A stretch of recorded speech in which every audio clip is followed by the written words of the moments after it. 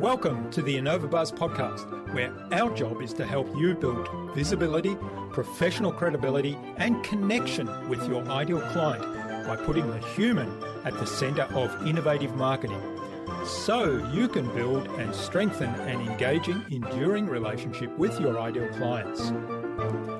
I'm Jürgen Strauss from InnovaBiz, and I'm honored that you're here with me.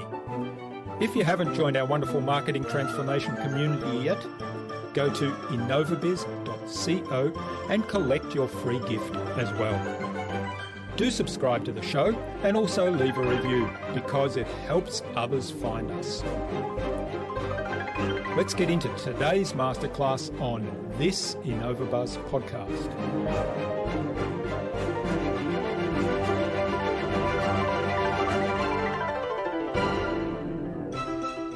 We all tell ourselves stories about ourselves. The challenge with people with imposter syndrome is that the story is not an accurate story. This question of, I'm not good enough, I don't belong, I was just lucky to be here, someone made a mistake. So it's saying to you, own your accomplishments, identify and internalize your strengths, recognize that you are someone that has particular talent to contribute to the world, and you have the self-efficacy to really control your path.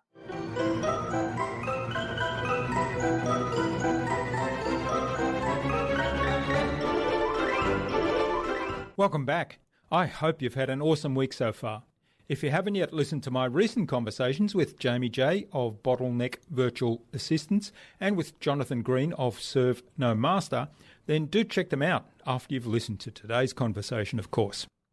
I'm really excited today to have on the InnovaBuzz podcast as my guest, Dr. Richard Orbe-Austin, who's an executive coach and licensed psychologist with a focus on leadership development, career advancement, and diversity, equity, and inclusion issues. He's a co-founder and partner of Dynamic Transitions Psychological Consulting, a career and executive coaching consultancy. He's also been a keynote speaker and invited presenter at various conferences and meetings and consults to academic institutions. He's the co-author of the recently published book Own Your Greatness, Overcome Impostor Syndrome, Beat Self-Doubt and Succeed in Life, which he co-authored with his partner, Dr. Lisa Orbe-Austin. The goal of the book is to provide a systematic formula for eliminating imposter syndrome and to assist readers to own their talents and power in order to fully realize their goals and to lead a more balanced life. In our discussion today, Richard talked to me about how many of our negative thoughts are automatic and how we can interrupt the patterns.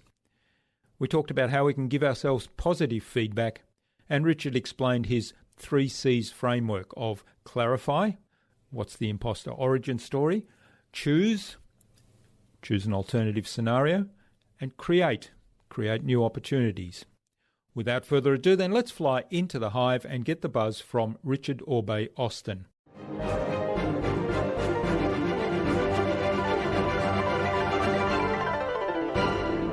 Hi, I'm your host Jürgen Strauss from InnovaBiz, and I'm really excited to welcome to the InnovaBuzz podcast today from New York in the USA, Richard Orbe-Austin, who's a psychologist, an executive coach, a diversity, equity and inclusion consultant, an anti-racism expert, an author, a TEDx speaker, and his latest book with his wife Lisa is called Own Your Greatness, Overcome Impostor Syndrome, Beat Self-Doubt and Succeed in Life. Welcome to the InnovaBuzz podcast, Richard. It's a real privilege to have you as my guest. Thank you so much, Jürgen, for inviting me on. I'm so thrilled to be talking with you today. Now, I was just telling Richard before we started the recording that I've been working my way through his book, Own Your Greatness, and it's all about imposter syndrome. We'll get to talk about that in a moment, but there's lots of checklists and a lot of work that you're prompted to do on yourself in the book. And the checklists, I was going through the early stages of recognizing where imposter syndrome is impacting your life, and I was thinking, oh, tick, tick, tick, tick. Yep. Right. Yeah. So where did you come up with the approach to Well, I guess take us a step back, and how did you become interested from the days you were a practicing psychologist to focused on imposter syndrome and come up with this approach? Sure. So, I typically tell the origin story of how we got our practice started. So, my wife and I own Dynamic Transition Psychological Consulting together. And we're both psychologists. And when we first started, this is our 13th year in business, we thought we would just do standard therapy. As we went through our training, we recognized that, yes, definitely, we wanted to focus in on that. So, I always had a dream to own my own practice. And we launched in 2007, right before the 2008 crash. So you can Mm, imagine it was challenging times. So we launched with a great deal of enthusiasm, waited for the clients to flood in, and then the crash happened. And luckily for us at the time, we did therapy, but we also did career and executive coaching. I always had an interest in career development because of the fact that it is such a part of our identity that's not so much explored in the ways that we would want it to be. So we were able to really recognize during the crisis that our therapy clients dried up, but our career coaching, executive coaching clients remained. And what we recognized at the time is that therapy in economically challenging times was a luxury for people, but the career coaching was not, and the executive coaching was not. And so we really were able to build a practice that focused on development in all ways, shapes, and forms. And during the course of that time, we really started working with executive senior leaders, entrepreneurs who were struggling to feel that they would reach their level of success that they wanted and desired. And as we continued to see the same types of challenges, we came to recognize that it was imposter syndrome many of them were struggling with. So, this lack of confidence, this concern they were a fraud, this ability to feel like they are going to be exposed if they move up the ranks, made us realize that this is a key issue. And so we had an opportunity about a year and a half ago. We were approached by a publisher who said, "Hey, we've seen your work around imposter syndrome and we're interested to work with you on a book." And we took the opportunity to develop this model based on both research and our experiences working with our clients. And so when we talk about the model being research informed as well as clinically informed, that is the case. mm. Yeah, that's an interesting story, and I started my business in 2007, so I certainly feel the pain when you Right. talk about the crash Right. in 2008, just as you're getting on your feet, and all of a Yeah. sudden business dries up. So well done on that pivot, because I think there was clearly a need there for lots of people to do career transitioning and start new careers. Now, one of the things, you talk about career. One of the things that struck a chord with me as I was going through the book was reflecting back on my career. And I've done lots of work around my own mindset and, the imposter syndrome and that voice in my head that often comes up and says, "Hey, who are you to be talking to this fantastic psychologist today? You're not good enough to have this Right. conversation." And so I know how to deal with it. I've got some strategies of how to deal with that, but I've also tracked, the origin of my problem back to early childhood and some of the things that happened there. Mm, But going through your book, it highlighted a lot of other things, and I realized, oh my God, that was another trigger, a big trigger moment for me. A bad boss, hmm um, or having achieved a lot in my career but not gotten the promotion. Somebody else actually got the promotion and took credit for the work I did because I wasn't promoting myself enough. I kind of stood back and didn't hmm actively take credit for that. So there's a lot of those steps there. So that's great. So I love the 3 C's model you came up with. So just explain to us a little bit how that came about and explain the framework for us, because I think that's really powerful. Sure. So when we were thinking about writing a book, we didn't want it to be so academic. We were really trained to be researchers and to work in an academic style, but we wanted it to be accessible to everyone. So we felt that making it a workbook would make it accessible. And when we thought about making a workbook, we thought we needed a model, we needed a frame that would make it easier for the reader to understand and to apply to their everyday life. So we came up with this concept of the 3 C's. So the 3 C's stands for clarify, choose, and create. And it's really a 3 phase, 9 step model that really looks at how you can overcome imposter syndrome.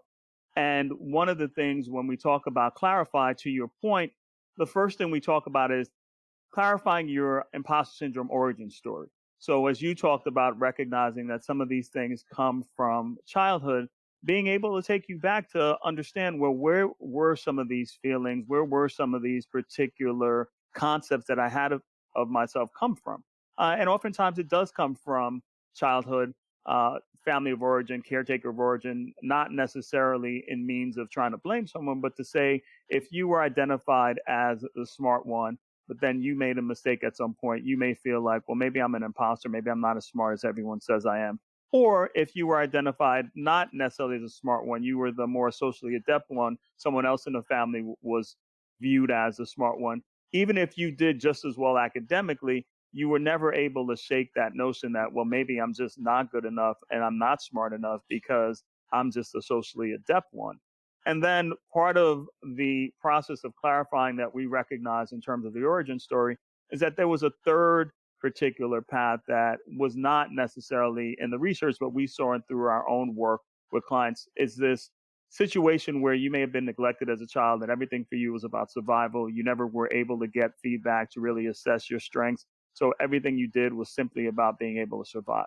So being able to be in the clarify step is first thinking about your origin story, and then really being able to know your triggers, as you said, whether it's a bad boss, whether it's being able to know that a new job, an unfamiliar project will trigger the imposter syndrome for you and make you feel like, well, maybe this is the point in time that I'm now going to be exposed. So being able to clarify that and then being able ultimately to recognize, well, what is the story I tell myself? What is the narrative that I construct that's not accurate about me? Whether it's, oh, I'm just lucky to be here, someone made a mistake. So that's clarify. Choose, though, gets you into the piece that I talk about with imposter syndrome is that it is a silent barrier. So we talk about speaking your truth, being able to really say that you have imposter syndrome. 70% of the population has discussed having imposter syndrome. But oftentimes, because a good deal of people who experience it are highly successful, they are ashamed to talk about it. But by speaking about it, you then free yourself to see that other people, role models, friends, colleagues also have that situation. And so we talk about you being able to go into that choose frame and working it through, being able to know what your automatic negative thoughts are related to that. So whether you say, oh, I'm stupid, or everyone thinks I'm stupid, labeling, mind reading. And then we really then talk you through how to silence those automatic negative thoughts and really get to the next phase of the work. And then finally, when we get to create, we talk about you being able to experiment with new roles. People with imposter syndrome tend to be people who like to be helpers, but don't like to ask for help because they feel they'll be exposed. Then it's finding a dream team, being able to work with people who really help you to know and understand that you are someone with talent, mentors, cheerleaders. And finally, looking at the conditions for your optimal performance, being able to really feel like you understand what the triggers are, what your barriers are, what your automatic negative thoughts are, to really get to the other side of minimizing and defeating imposter syndrome.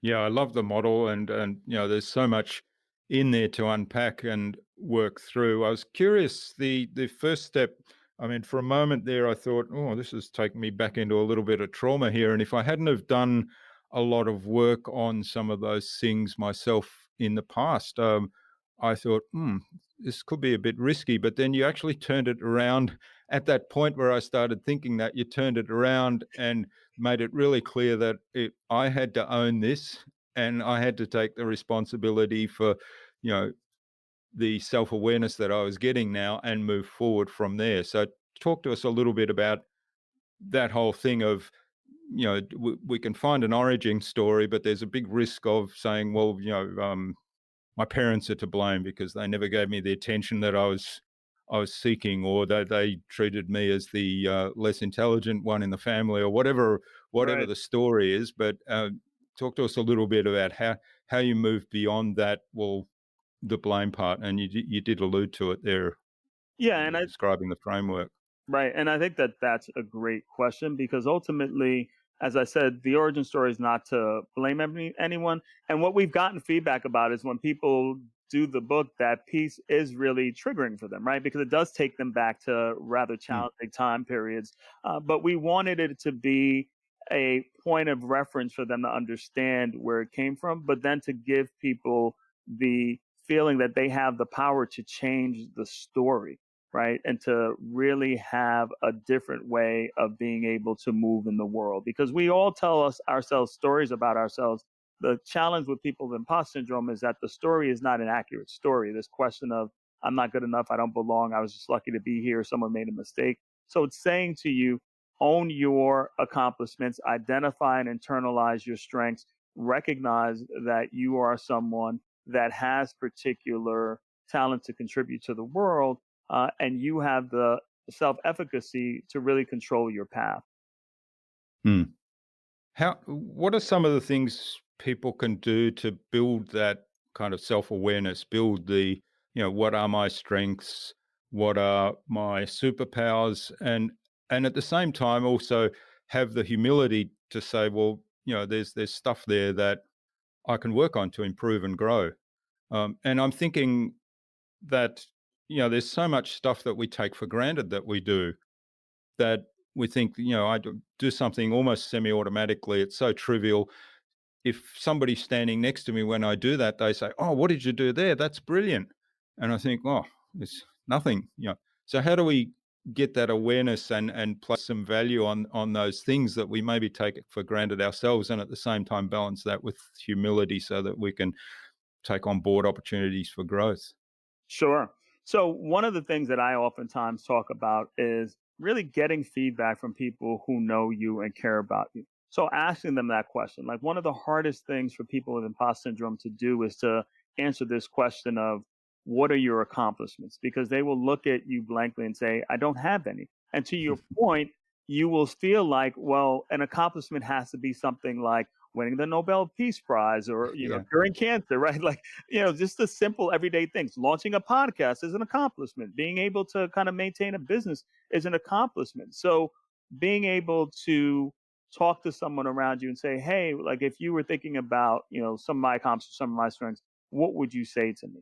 And not necessarily dismissing it by saying, oh, they just, they love me. So that's why they told me that. Really Mm, being able to take that in to allow you to honor that at a space and a place to understand that those unique strengths you want to leverage. That, yes, we all have areas for growth. And the challenge for people in the imposter syndrome is that perfectionism can take hold and they feel like nothing is an accomplishment unless it is perfect. So even if you did a great project, someone says, great job. And they will say, well, I messed up that one slide or I did this and yeah. and so you ruminate on that, right? Rather than saying the takeaway is people loved the presentation. It made the impact we wanted. We got the sale. We moved forward with the project. So being able to take stock of some of the things that you've done and take an inventory of it, write it down, keep it in a journal, get that feedback, and continue to explore that. Yeah, that's great. I love that. My business coach has a rule that if you do, for example, the story about the presentation. If you do a presentation, and she's there, she'll give feedback immediately after the presentation, and all the feedback will be all the things you did well. And she said, and you're not allowed to think about anything that you didn't do well until this time tomorrow. Hmm. Until then, focus on these things because this went really well, this went really well, this went really well. Focus on that. That's a great piece of advice because the human mind is such as we go immediately to what we did wrong, right? And I Mm, I take the follow the same type of advice I give to my clients if we go through a process and I ask them, well, what did you do well? And they immediately want to go to, well, I did this, I didn't do this well. And I stop them and say, mm, what did you do well? Let's stay on that for a moment. And then we can come back to the areas for growth and development, sure, but let's leverage and take some time to appreciate the strengths. Hmm. And one of the other things I think that this highlights is we don't take the time to celebrate our successes generally as humans, right? And Right. and that plays into that imposter syndrome, doesn't it? Because we say, Yes. okay, that's done, tick, move on to the next thing, and focus on, well, what do I need to do better next time? Because this didn't work too well, this didn't work too well, and we don't step back and celebrate and say, hey, we got the business, or everybody loved the presentation.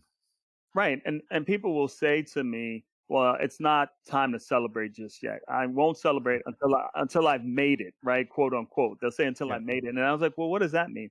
Until I've done that thing that I feel like I've made it. And I was like, "Well, that thing could be 10 years from now. So how do you not celebrate some of these small victories? Because it sustains you, right? It motivates you. It allows you to feel a genuine appreciation for yourself and pride. Like pride is an important thing to have. And as you said, not arrogance, not, lack of humility. Pride is a job well done. I really appreciate myself and providing some kindness to yourself. And I think we all need that, especially in these times, to be able to say, good job. Right? Like, yes, we want to get it externally validated, but and oftentimes it's important for us to validate it and reflect on it and to celebrate it and still continue to be ambitious because a lot of my clients will say, well, I don't want to celebrate because then I'll get lazy. And I'm like, that's not the kind of person you Mm. are. You're always going to want the next thing, but let's wait a minute before the next thing. Let's celebrate that promotion. Let's celebrate, you being able to launch your business. Let's celebrate some of these pieces before you go on to the next thing you're not doing well. Hmm. Yeah, you talk about the imposter syndrome paradox, so tell us a little bit more about that, because you mentioned earlier about people that are highly successful are sometimes afraid to admit that they have this imposter syndrome, that they have an internal belief that they're not good enough, and that they'll be found out at any moment. And yet the paradox actually speaks a little bit against that. Right. So oftentimes when we first started writing the book and we would talk to people about imposter syndrome, they would ask us this question. They're like, "Oh, is it like that movie Catch Me If You Can, like with DiCaprio and like Tom Hanks?" And it's like, no, that's totally someone who is an imposter. What we're talking about are people who are actually high achieving, who feel that they're a fraud and are not accomplished. So the paradox that we talk about are these highly successful people tend to feel like they are going to be exposed, that no one believes that they have earned what they've been able to do, and it causes them to work that much harder and never allows them to feel like they are successful. So that's the piece of the paradox of it are that the people who have imposter syndrome are far from actual imposters, right? Like they are the ones who are putting in the effort. They are the ones who are achieving. They are the ones who are overworking for the benefit of the organization or for their company. So that I think oftentimes is what we want to point out is that you are far from an imposter. You are an achiever and you are legitimate. Hmm. Yeah, and I think Brené Brown talks a lot about this from the aspect of shame, right? And she's sort of very open about that. And then you look at Brené Brown and all the work she's done, all the content she's put out there, the contribution she's made to her subject areas, and the expertise she shared with the world, and the presentation she does, the confidence she exudes in those presentations, and yet she very clearly, self-admittedly, has imposter syndrome around being ashamed of things, or being touched negatively by criticism. Mm-hmm. Sure. I mean, I think that's a great example. I think the example that I cite is, former First Lady Michelle Obama, who, has achieved all these things. And she constantly talks about her imposter syndrome and feeling like maybe she shouldn't be in these rooms and still struggling with it to this day, but recognizing that she does belong and that it can pop up, but she manages it. Mm. Yes, and I just heard clips of her speech at the Democratic National Convention, which was yesterday, our time as we're Right. recording this. So yeah, Right. Yeah, it was that's a phenomenal. timely example. Yeah, and Yeah. she's somebody. I mean, you've got to admire her presence, um, Mm-hmm. her character, yes, but the way she projects her character, the way she comes across, and the and she talked about empathy yesterday. And Mm-hmm. we won't. I'll steer clear of politics, but she talked about empathy, and I think she exudes empathy. I mean, Mm-hmm. she speaks into the camera, and you feel as though she's there with you and speaking to you. Mm-hmm. Yeah, and I think that, on this topic of imposter syndrome, I think this aspect of empathy, and especially having empathy for yourself and others struggling with it, is so critical. And when we talk about being kind to ourselves, I think that's what we're trying to really project: is how are you able to allow yourself to make mistakes and not beat yourself up and not necessarily tear yourself down. Hmm. All right. So, do you have any kind of quick tips for the listener in terms of, most of the conversations we have during the day are with ourselves, right? And Right. usually we're having those conversations when we're on our own, and it's often in those conversations, certainly my experience, where the thought pops up, I won't do that because I'm not good enough, or there's Hmm. all these other people have done stuff already, and I'll never measure up to that. And yet, I know full well with all the work I've done that I can do it differently. It doesn't need to be better. It just needs to be different. It has my personality and my particular perspective on it. And some people will resonate with that better than they will with the other things. And yet there's this voice going on in my head. Now, how can we kind of interrupt that pattern when there's nobody else around? We can't talk to somebody and say, I'd like to have a conversation. I'm having these thoughts. How can we kind of quickly short circuit it ourselves? Right. So those thoughts in your head are what we call those automatic negative thoughts, right? So it's being able to label them as such and then be able to find a counter argument to them. So if you say, I'm not good enough, well, what is the data? What is the evidence? What is the particular automatic negative thought that's coming in? How do you then create what we call a positive tape that counters that argument? Because ultimately, that's what sustains imposter syndrome. As you said, most of the time we're with ourselves and with our thoughts, and those thoughts are the things that allow us to continue to feel like an imposter. So anytime those thoughts come in, you're able to monitor them and say, well, what is the data that suggests that? Typically, there is no data for that. And then what is the counter argument and the data that supports the opposite of it? So if you say, I'm not good enough, then you say, well, where's the data for that? There isn't any. What's the data that suggests you are good enough? The things that I've done, the accomplishments that I have, the ability to, launch these particular different initiatives. So it's always being able to counter that, because when we talk about it being automatic, it's like breathing, like these thoughts just Mm. flood you. And we're really trying to reprogram, in essence, and recondition your mind to have a much more positive and more accurate, quite honestly, assessment of who you are. Mm. Yeah, I find asking questions like, well, what if I was good enough? Um, just sort of that simple question kind of changes the thought patterns in your unconscious, Hmm. and then you start to be in a better position to do what you're describing, to start to say, well, hang on the other side, I've done all these things, so this isn't that much different from that. So why shouldn't I succeed in this new initiative? Exactly. Exactly. Mm, Always trying to give yourself that grace and give yourself that feedback that is accurate, right? So sometimes people say, well, what is it about this? Are you just trying to, give yourself positive affirmations and go through the day? And part of it is positive affirmations based on data, right? So it's not just giving platitudes that aren't mm. necessarily, deserved in that way. I think it's important to be able to recognize that there are plenty of opportunities and evidence that exist to show why you are worthy, why you are great, why you are striving in the ways that you have the particular talents to contribute to the world. And when you say data there, I'm guessing you mean thinking back to experiences that were positive, things that you have achieved. So that comes back to the point you were making earlier about taking time to celebrate your achievements, and making sure you're actually aware of those and you're aware of your strengths. Right. And I think this is so critical to really talking through that piece of it. So I work with clients who are entrepreneurs who will launch, a business, and you well know, right? Like what it takes to launch a business. There are different steps to the process.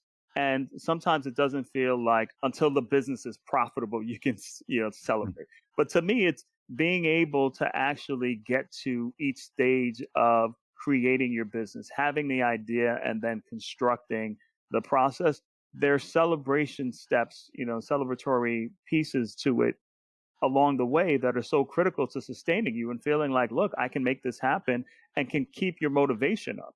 And I think that's something that I oftentimes talk through with my clients of being able to say, you never even thought you would get to this stage. And look at us here 6 months later, and you've launched your business.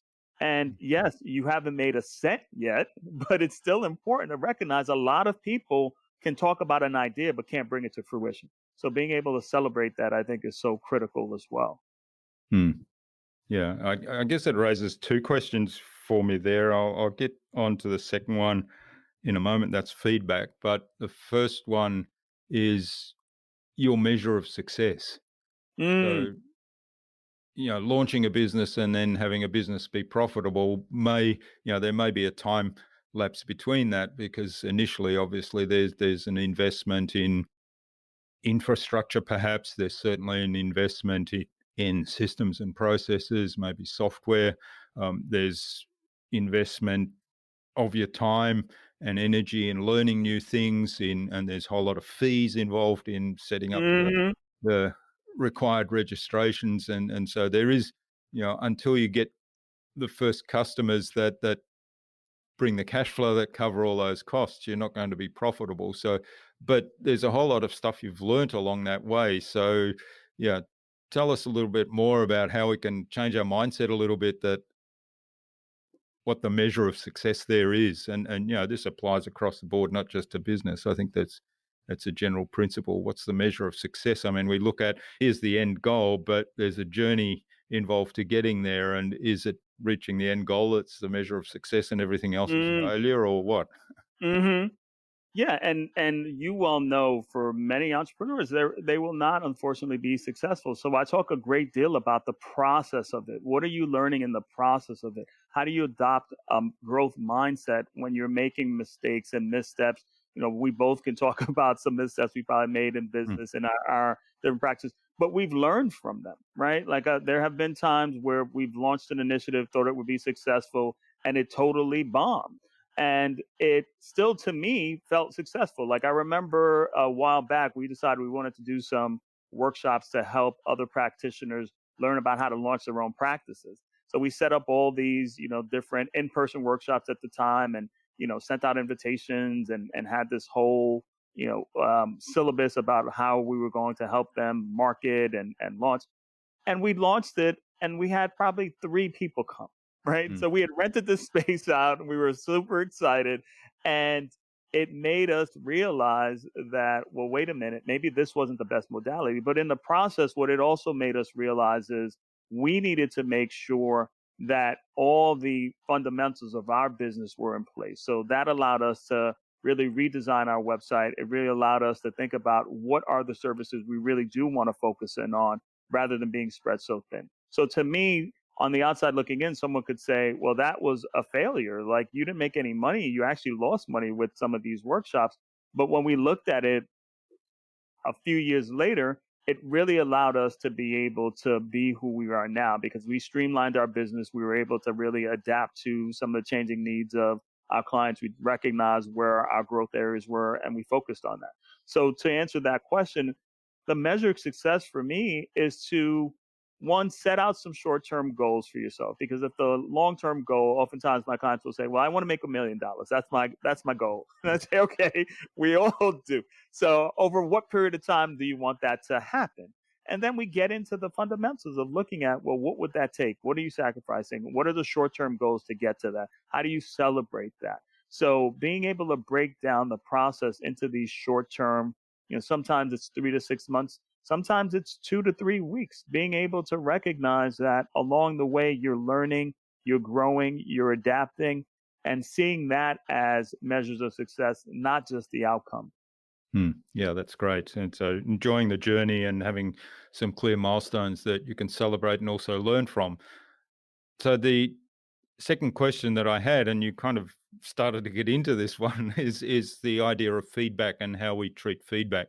So you talked earlier about getting trusted peers and friends, family to give you feedback on what are your strengths and what do they appreciate about you.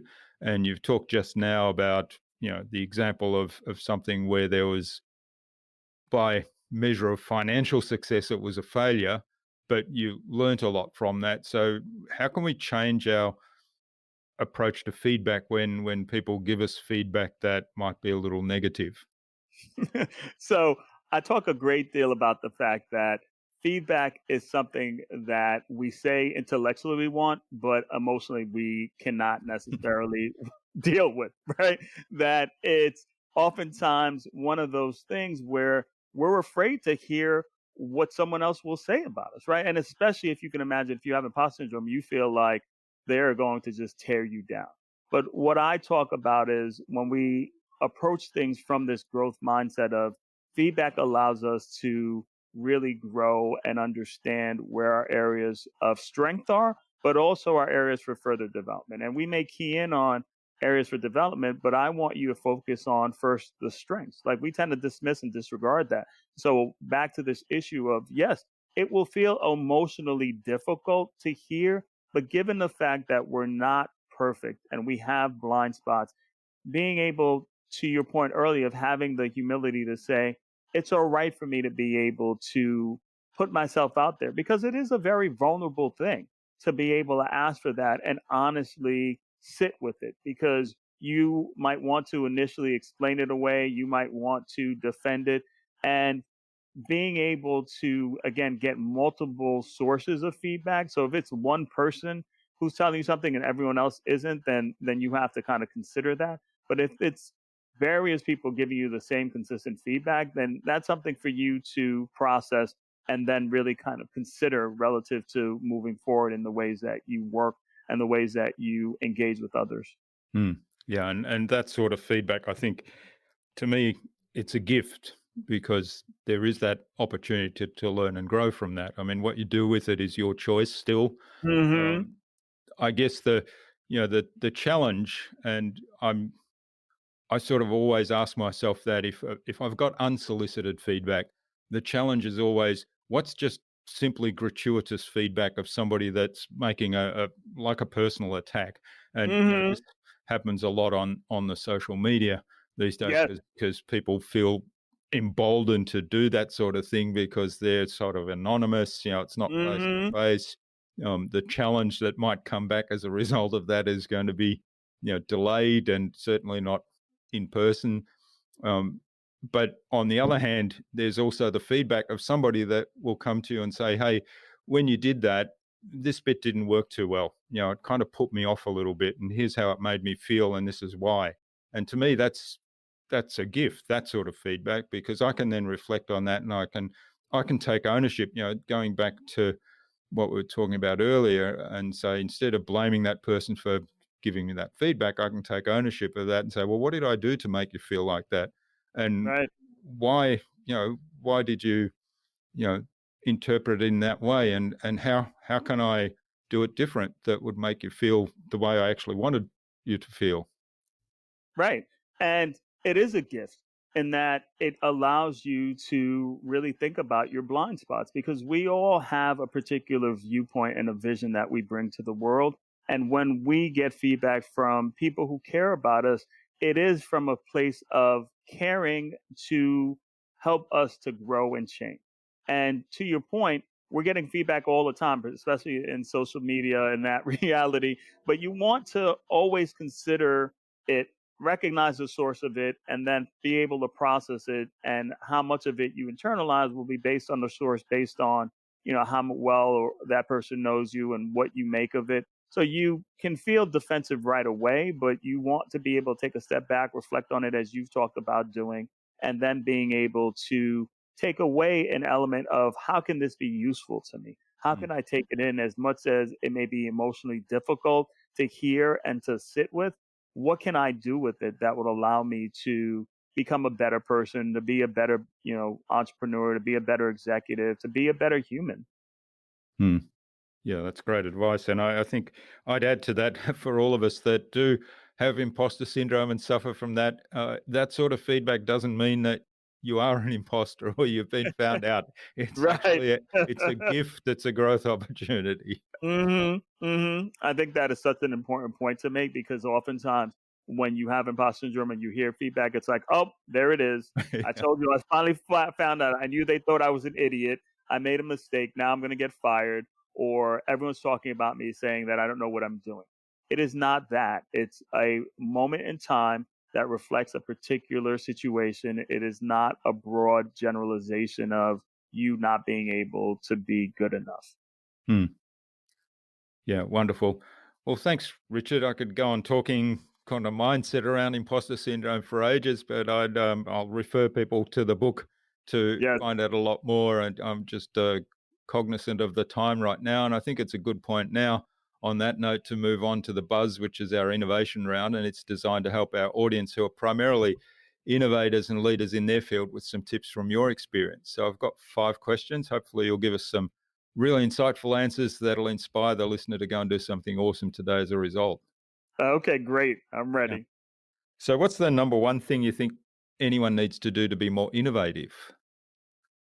I think the number one thing is to be able to give yourself time to commit to reflecting on opportunities to innovate. And so that can sound, almost like, hey, that's common sense. But in the day to day that we live in, sometimes we are so fast moving, we don't build in the space to really think about the things that we want to pursue. We don't give ourselves room to have new ideas. We don't sit back and just reflect upon where the opportunities are. So making sure that you have that time commitment to reflection and research, I think, is critical. Hmm. Yeah, that's a interesting approach. Do you have any kind of structure to do that reflection? Sure. So, for instance, every Sunday I take 2 hours out of the day and really think about some of the things that are happening with the business, some of the areas that I might be excited about pursuing, and then I write it down. Right. Mm. So I may either write it down in a journal, I may type it up on my laptop, I may put it in my phone. So any type of time that I have, I know Sundays, my wife and my kids know Daddy's going to go off into his reflection land for a couple of hours to really be able to just spend time on things that I want to work on or really kind of think a little bit more about. And so that's my strategy, kind of reflection time.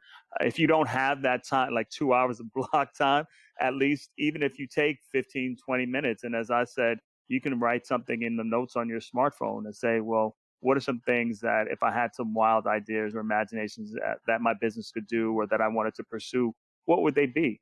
And just giving yourself the opportunity without judgment to let ideas flood through. And then you will revisit them and look at some of them and discard a good deal of them. But a good deal of them, you'll be surprised, will stick. And they will provide you opportunities to really be able to pursue things you may not necessarily have considered because you just don't have the time for it because you're either trying to work on your business, keeping it afloat or grow, or you are, at your job trying to advance in your leadership position. Hmm. Yeah, and I think writing down those ideas as you get them is really good, because often I find I come back to things I've written down like that. Sort of one thought pops into my head, I write it down somewhere. It sort of needs some time. It's kind of a wild thought right then and there, but later on I come back to it and it triggers something else, and that might lead to something there. I mean, I've got pieces of papers from like airplane rides where I'm just sitting on a napkin, just writing something comes to me. So, don't take that for granted, being able to give time to that. Hmm, great. All right. Now, what's the best thing you've done to develop new ideas? So I would say that I take risks. That ultimately the story that I told you about, developing these workshops that didn't necessarily go the way that I wanted to, it was a risk. It wasn't tried. We kind of assessed it from a particular moment. We developed, if you will, a minimal viable product enough to say, let's test it out. So Hmm, being able to test ideas out, take risks that are calculated and reasonable, but really putting it out there in the world to really understand, will it work? Like if it's an idea that I love, but it doesn't sell because people are not necessarily either ready for it or open to it, that's how I learned. So being able to feel like you have room to take risks are one of the ways that, I tend to innovate and grow. Yeah. And of course, I mean, that's a great strategy. And, but the imposter syndrome is going to really be a barrier to that. If you've got really strong imposter syndrome, you're probably going to be very risk averse, right? Yeah. And this is the challenge, right? Because someone with imposter syndrome does not want failure because failure indicates that they're fully exposed. They want perfection. Hmm. So in working through the imposter syndrome, it's saying from that growth mindset, this is an opportunity that you've taken. You're knowing that you have a particular skill set and you want to assess it. If it doesn't go well, it doesn't mean that you're a failure. It means that that particular element or initiative was not successful, but it's not an indictment of Hmm. who you are as a whole. So it's separating that outcome from who you are as a whole and constantly giving yourself that messaging to be able to overcome that level of risk aversion that you might have. Yeah, yeah. And coming back to your example of the workshop you talked about, I mean, you talked about running it as a minimum viable product. You could have spent 10 times the amount of time preparing it and getting everything right, all dotting all the I's, crossing all the T's, and still have only 3 people turn up, right? Right. Because Yeah, we could. it was Right. the wrong. It wasn't what that market needed, or it wasn't the right time. Hmm.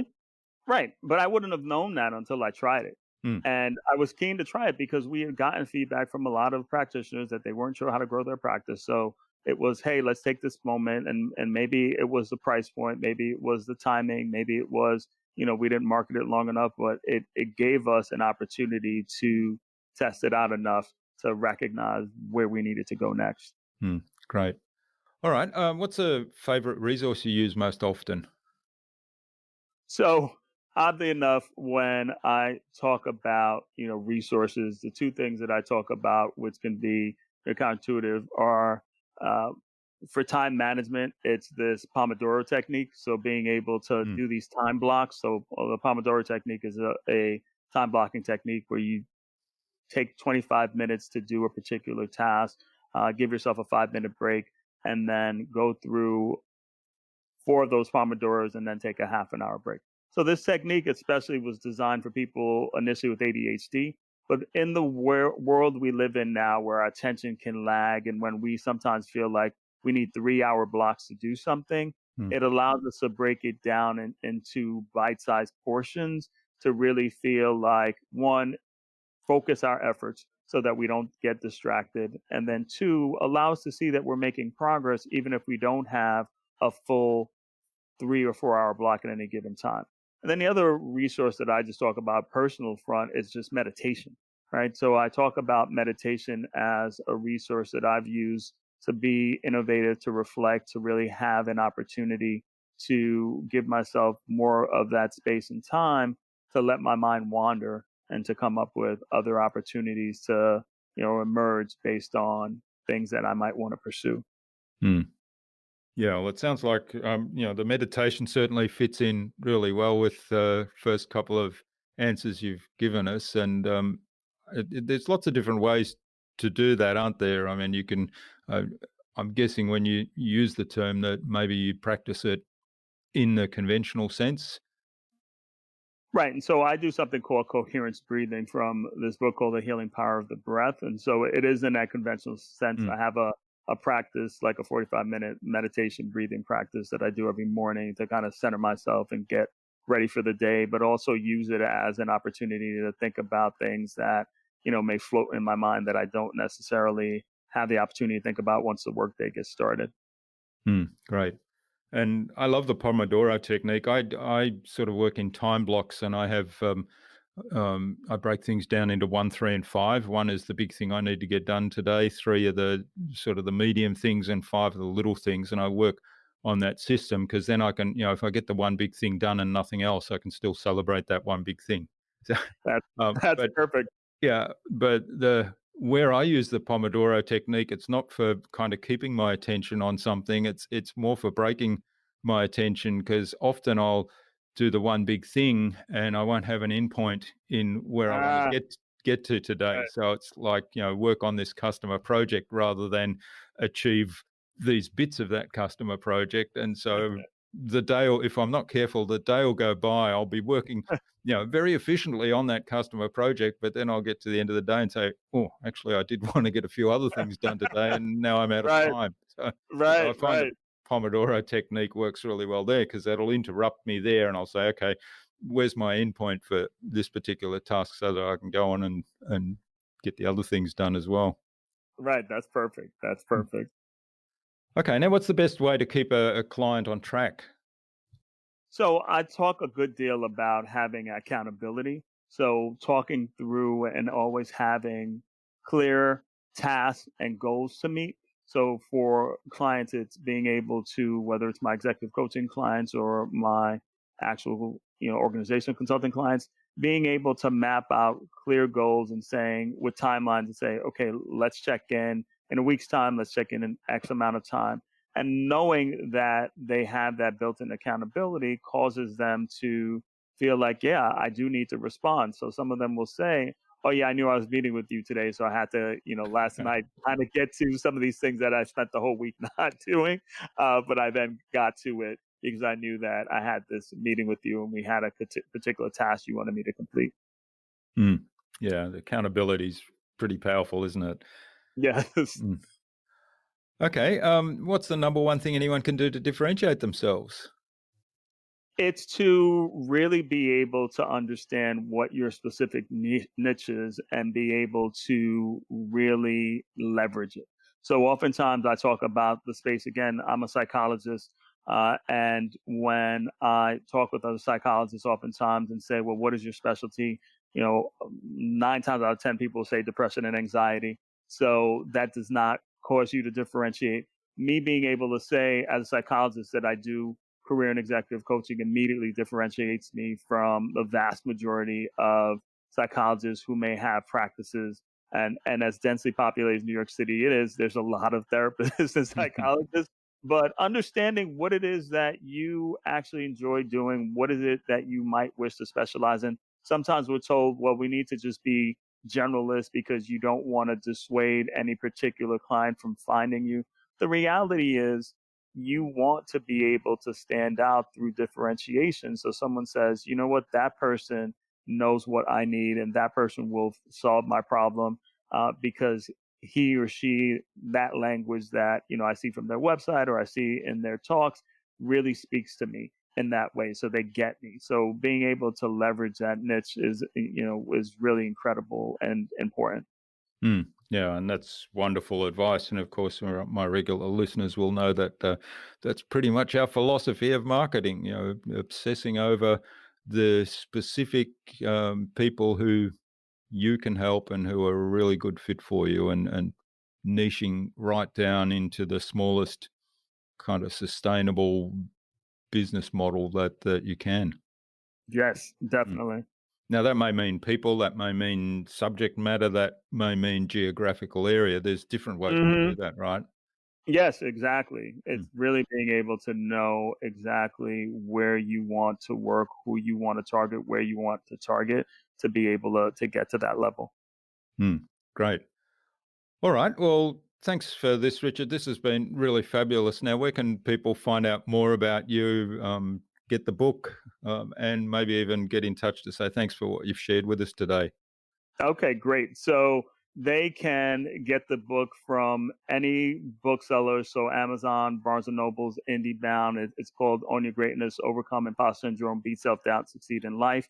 If you want to catch up with me, I am on Instagram at Dr. Rich Orbe-Austin, on Twitter at Dr. R. Orbe-Austin. And then finally, you can check out my website, Dynamic Transitions LLP, as in Paul.com. All different ways for you to see my work, to connect with me, to read the book, to kind of give us feedback. So I'll be excited to hear from you all. Great, thanks. And we'll have links to all of those on the show notes and links to the book as well. So, do you have some parting advice for our listener today? So my parting advice to the listeners today, and clearly the fact that they're listening to this knows that they are making an investment in the time and effort to really think about how to grow. is to make sure you're consistently connecting and building your networks. So recognizing even in this age of COVID, a good deal of people say, well, it feels awkward to do this in the virtual space.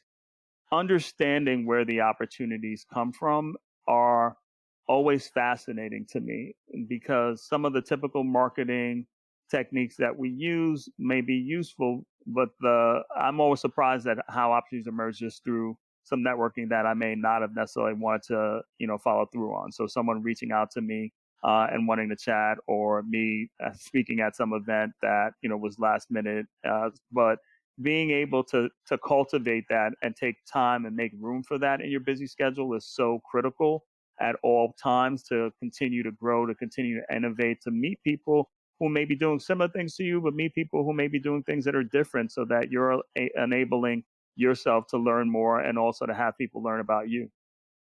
Yeah, that's great advice. And one of the great benefits of this podcast is I get to meet so many different people and grow my network. And it's there's lots of amazing people like you that are spread all around the world. I'm not limited geographically, which is the wonderful thing now. For those people that in the past had built their networks just by in-person meetings, which they now can't have, this opportunity to get online with video conferencing of whatever nature it is, you can meet people all across the world in all different walks of life, from different countries with different perspectives, and grow your network like that. And I've participated in quite a number of networking events online over the last couple of months, and it's led to some amazing opportunities and amazing connections. So yeah, really great advice.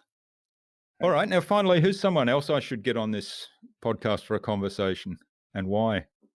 Sure. So one of the colleagues that I actually spoke to recently on an IG Live that I did, his name is Sheldon Shaw. He is a creative. So he is someone who's a screenwriter. He is a writer. He's a playwright. But he's someone who really can speak to these issues of creativity and innovation, especially in this age of COVID. And so I think he'd be a great guest to be able to share his thoughts about some of the challenges folks, especially creative people, are facing in these times, and how to innovate, and some of the things that your listeners would want to think about in terms of how to continue to cultivate creativity and motivation to do so in these moments. So Sheldon Shaw would be the person that I'd recommend. Wonderful. We'll reach out to Sheldon, maybe get an introduction from you, and have him on the show to have a conversation as well. Sure. Well, thanks so much, Richard. I really appreciate you spending time with us today and having this conversation, elaborating on the book. And as I say, it's really opened my eyes to a whole lot of things, even though I believe I've done quite a bit of work on my own imposter syndrome, but it's still there. And, there's other triggers that I perhaps haven't recognized in the past that you've kind of alerted me to now. So thanks for that. Thanks for explaining a lot of different things related to imposter syndrome today. And I wish you all the best for the future, and let's stay in touch. Yes, most definitely. Thank you, Jürgen, so much for being able to provide this opportunity. It was such a joy to connect with you and your listeners. So I'm so excited to continue to stay in touch. Thanks.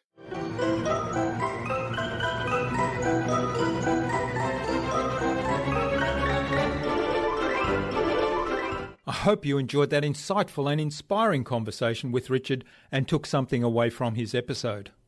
The book Own Your Own Greatness has had a profound impact on me, and I really appreciated the opportunity to dig deeper into some of the concepts with one of the authors. I'd love to know what you took away from Richard's episode. Leave a comment below the blog post, which you can find at innovabiz.co/Richard Orbe-Austin. That is RichardOrbeAustin. All lowercase, all one word, innovabiz.co/Richard Orbe-Austin. You'll also find contact information for getting in touch with Richard there, as well as links to the Dynamic Transitions website, the book Own Your Greatness, his social media pages, and the other resources we spoke about in our conversation today. Richard suggested that we have a conversation with playwright, screenwriter, and Kennedy Center fellow Sheldon Shaw on a future InnovaBuzz podcast episode. So Sheldon, keep an eye on your inbox for an invitation from us to the InnovaBuzz podcast courtesy of Richard Orbe-Austin. And tune in again to the next episodes of the InnovaBuzz podcast, where we've got yet more fantastic guests lined up, including Rebecca Arbona of Brand True and buyer's agent Kitty Parker.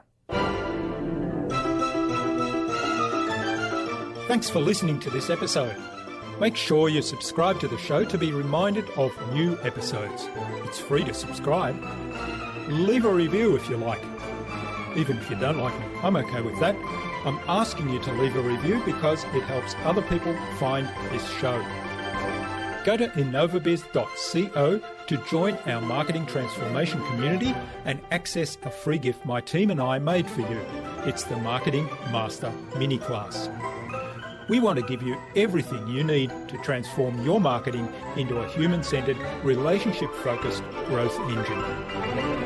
Until next time, I'm Jürgen Strauss from InnovaBiz. Remember, be awesome and keep innovating.